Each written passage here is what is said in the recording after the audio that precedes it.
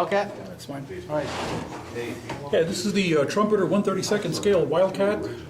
This was one of Trumpeter's very first 32nd scale attempts, and the first model that they brought out, which had to be recalled because they had problems with it.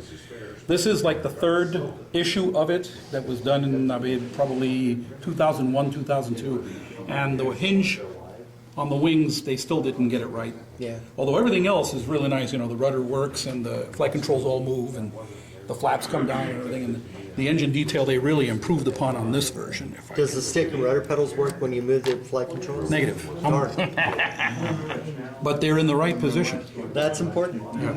And for those that don't know, the interior on a Wildcat is on this model is really, really nice, much better than the old Revell kit, of course. And of course, if you notice, there are no shoulder belts. That's because the first batch of F4F-4s, and just before they started making them as FM2s and FM1s, they only had lap belts on them. Did the photo etch lap belts come in there too? No, Or no, the buckles those are aftermarket. Those are Edward. All right. Yeah, and that's actually the only thing that didn't come with the kit. Everything else is out of the box. The scheme is North Atlantic, off of the escort carriers. Like this. Yeah. Like Yeah, that. just like that. Yeah. In fact, that's really what they had. They called those the hunter killer teams. Yeah. And they were credited with over 30 U-boat sinkings during the war. And up until recently, a lot of that middle of the Atlantic sinkings of U-boats was credited to the B-24s or the PB-4Y1s. Right. And it turns out it was the escort carriers that did most of the work, but that's been kept secret until the 1990s. There's a book out called Hunter Killer that I advise everyone to get. It's a fabulous book about the escort carriers and how they turned the U-boat menace around. And it's a really good story. That's Not not, the right that's, box. that's an F4F, not I an know, I'm FM2. looking at, I'm just looking No, at the box. an FM2 would have a single Taller tail. Right. This is Yep. this is, you can either call this an F4F4 or an FM1. Okay. Didn't the FM1, didn't they reduce the load to 4 guns and go back to 400 rounds per gun?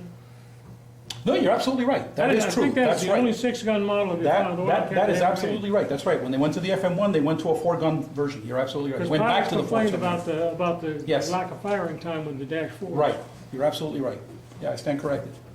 The kit itself was actually pretty easy to build. It went straight forward. The landing gear on this kit is absolutely, oh geez, is absolutely fabulous.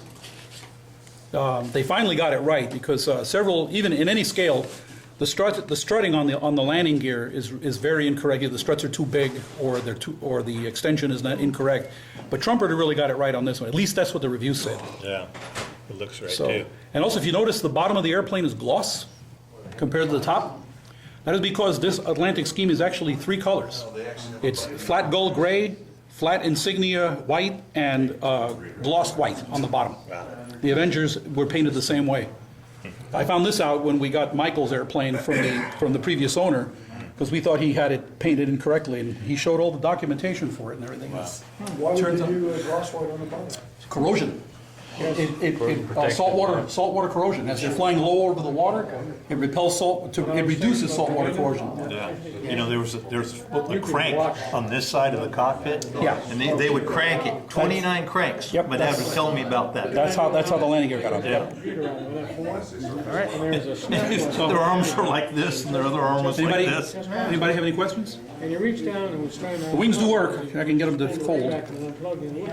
So you gave Problem is that they don't stay in that position. The Trumpeter kit actually is supposed to, even though it does move, you're supposed to actually glue a brace from the tail to the twill of the wingtip to hold the wing up, or else they will not stay up. Before they... Because there was some of them that went from the wing to here. Yeah, in fact, the British ones, they had the strut go to the fuselage rather than the tail. And the Devastator, I think, was that way too. Did an IPMS, said the same thing. It No. was a neat design.